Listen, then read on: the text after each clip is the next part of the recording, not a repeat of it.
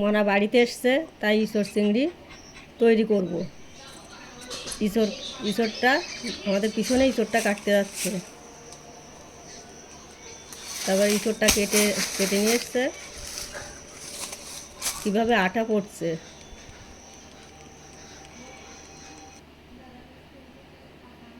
তারপরে বাজারে গেছে, ভালো দেখে চিংড়ি মাছ নিয়ে এসছে। এবার ইঁচড়টা ফালি দেওয়া হচ্ছে। ইঁচড় কাটার সময় হাতে তেল লাগিয়ে নেওয়া হবে, যাতে আটাটা লাগবে না। ইঁচড়টা বাছার পরে ছোট ছোট করেও কাটতে পারেন, কি বড় বড় করেও কাটা যাবে। ছোট ছোট করে কাটলে ইঁচড়টা তাড়াতাড়ি সিদ্ধ হবে। দেখুন, সবাই আমরা গোল করে বসেছি, এটির সাথে একটু গল্পও হয়ে যাচ্ছে। দেখুন, কেউ চিংড়ি মাছ কাটছে, কেউ ইঁচড় কাটছে। আমাদের ইঁচড় চিংড়ি প্রায় বাছা শেষ হয়ে গেছে। তারপরে এটাকে আমরা ধুয়ে নেব। ইঁচড়টা আমাদের ধোয়া হয়ে গেছে। জলটা গরম হয়ে গেলে ওতে একটু লবণ দেবো আর একটু তেল দেবো, যাতে কড়াইতে আঠাটা লাগবে না। তাতে ইঁচড়টা আবার ঢেলে দেবো, দিয়ে সিদ্ধ করে জলটা ঝরিয়ে নেব। চিংড়ি মাছটা এবার রেডি করে নেব। চিংড়ি মাছটাকে একটু লবণ দেবো আর একটু হলুদ দেবো।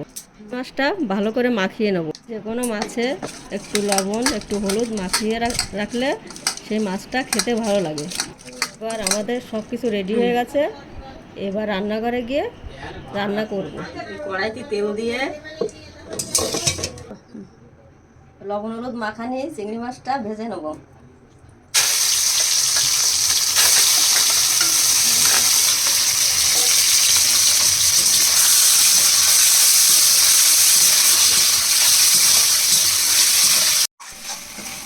চিংড়িগুলো ভাজা হয়ে গেছে, এবার তুলে নেব।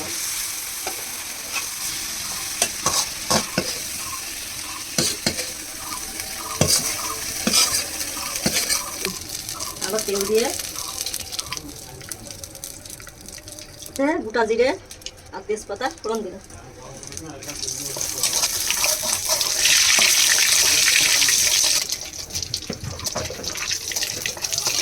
পেঁয়াজ কুচানি পেঁয়াজ দিচ্ছি।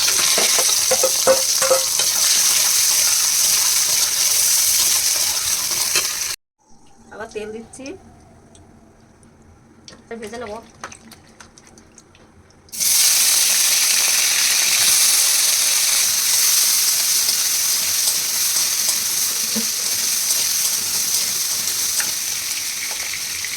কিছু লবণ দিচ্ছি।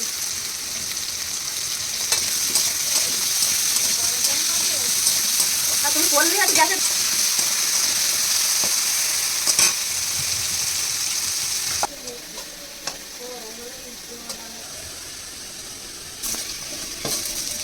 আলুগুলো তুলে নিচ্ছি।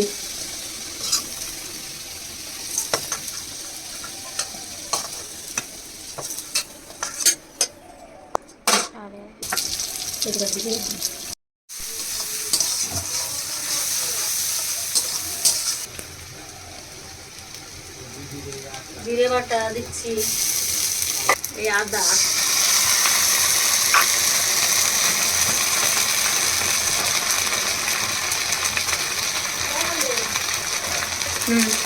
রসুন লঙ্কা টমেটো,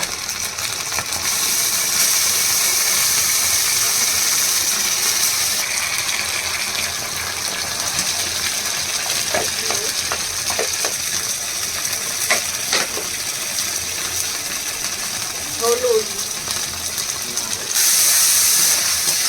সব কিছু দেওয়া হয়ে গেছে। ওটাকে এবার ভালোভাবে কষিয়ে নেব।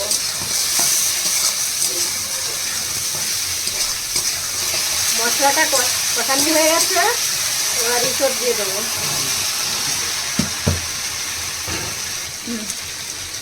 আলুটা দিয়েছি, চিংড়ি মাছও দেওয়া হয়ে গেছে।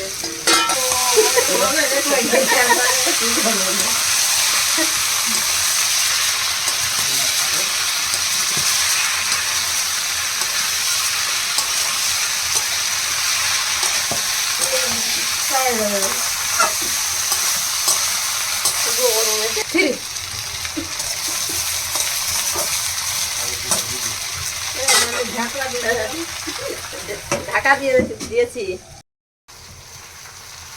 দেবো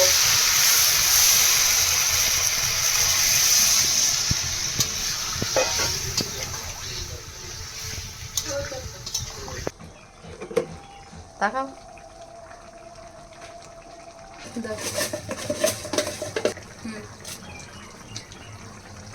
এক চামচ ইঁচড়টা হয়ে গেছে, এবার বাটা গরম মশলাটা দিয়ে দেবো।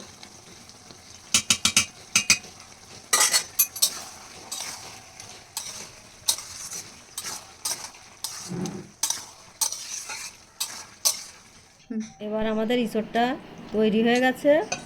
আপনারা যদি চান একটু ঝোলঝোলও রাখতে পারেন, কি গা মাখাও করতে পারেন। তো বন্ধুরা, আমার এই মায়ের হাতের এঁচোড় চিংড়ি রেসিপিটা যদি আপনাদের ভালো লেগে থাকে, প্লিজ চ্যানেলটিকে সাবস্ক্রাইব করে দেবেন, লাইক করে দেবেন আর কমেন্টস করে দেবেন।